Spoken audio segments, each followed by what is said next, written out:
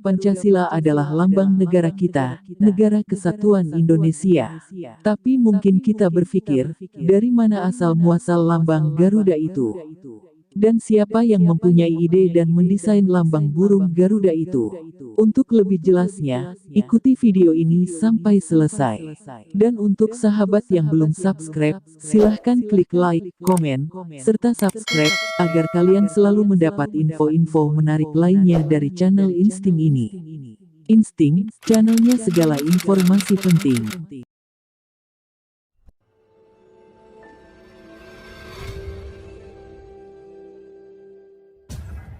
Bicara tentang lambang Garuda Pancasila, tidak lepas dari kiprahnya Sultan Hamid II. Tapi sosok Sultan Hamid II ini namanya tidak terlalu kesohor sebagaimana yang lainnya. Apalagi ada tuduhan miring tentang dirinya yang dianggap pengkhianat. Tuduhannya adalah, pasca kemerdekaan dia telah berkomplot dengan Belanda, dan dianggap terlibat tentang agresi yang dilakukan Belanda melalui APRA yang dipimpin Westerling. Terlepas dari tuduhan itu, dia adalah orang yang merancang lambang negara, yakni yang kita kenal Garuda Pancasila.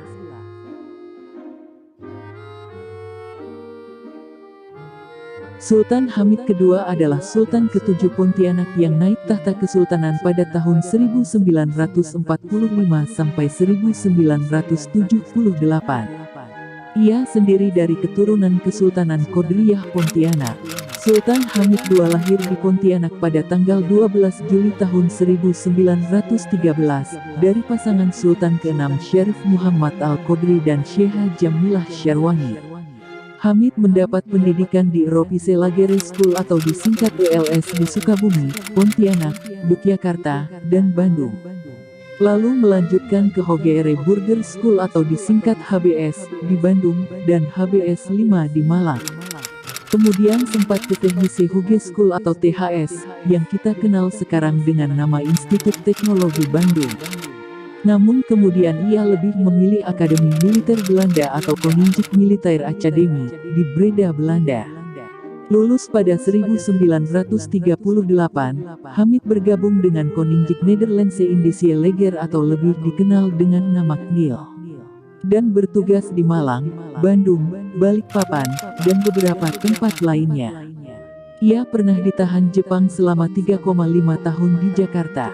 Pasca kemerdekaan, Hamid dilantik menjadi Sultan ke-7 Kesultanan Qadriyah Pontianak pada tanggal 29 Oktober tahun 1945. Kemudian pada 1946, ia naik pangkat menjadi Mayor Jenderal dan menjadi Ajudan Istimewa Ratu Kerajaan Belanda, Wilhelmina.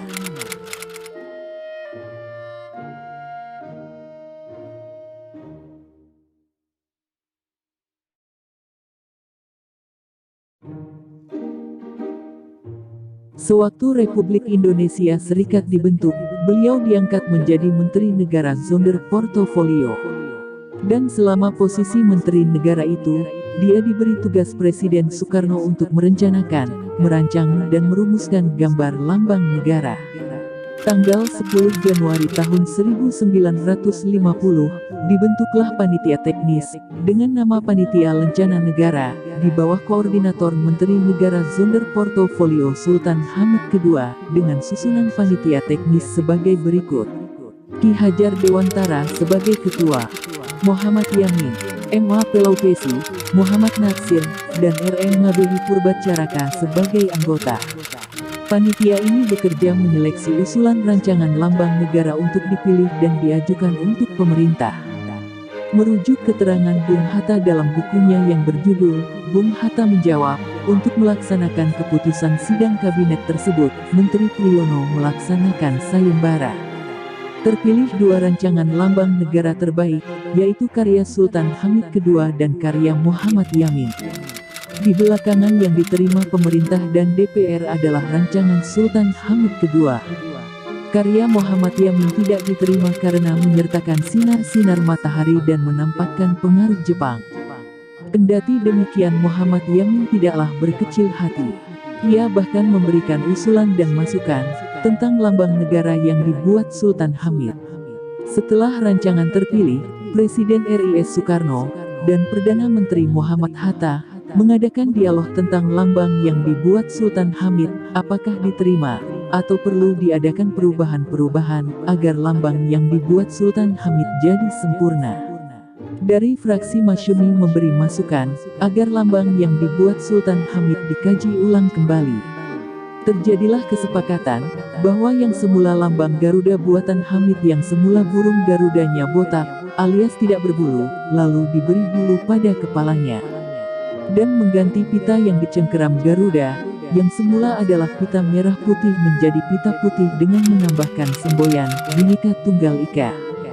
Sultan Hamid II kembali mengajukan rancangan gambar lambang negara yang telah disempurnakan berdasarkan aspirasi yang menjadi bertambah sempurna, sehingga tercipta wujud Raja Wali, Garuda Pancasila dan disingkat Garuda Pancasila.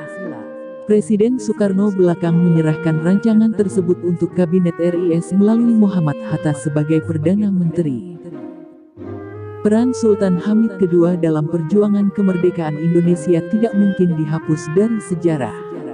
Ia adalah seorang founding fathers dari Kalimantan Barat, yang berperan penting dalam menentukan perjuangan kemerdekaan Indonesia dan pemersatu bangsa Indonesia bersama Tan Malaka, Soekarno, Muhammad Hatta, Ide Anak Agung Gede Agung, Muhammad Yamin, Sultan Syahrir, Muhammad Natsir, Tengku Mansur, dan tokoh lainnya pada masa transisi kemerdekaan.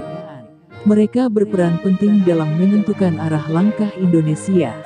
Saat konferensi meja bundar atau yang kita kenal KMB, Sultan Hamid sangat berperan dalam perundingan itu.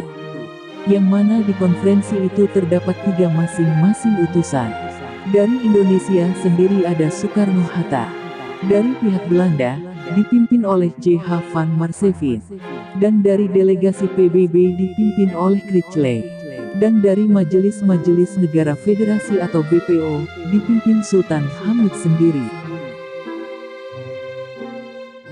Nah, sahabat insting, begitulah sejarah lambang negara kita Indonesia.